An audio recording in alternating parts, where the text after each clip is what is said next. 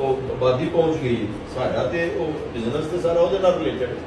सिर्फ एक जगह दे क्योंकि ਤੁਹਾਡੇ भी सरबराह ने यही कह के आ गया यार मैं तो उत्थे तद जाना साडे को होम वास्ते नहीं तैयार उत्थे जाने वास्ते इस वजह तैयार आंदा 1.5 अरब आबादी है उन्होंने मैनू रोटी खाने वास्ते चाहिए मतलब करना चाहिए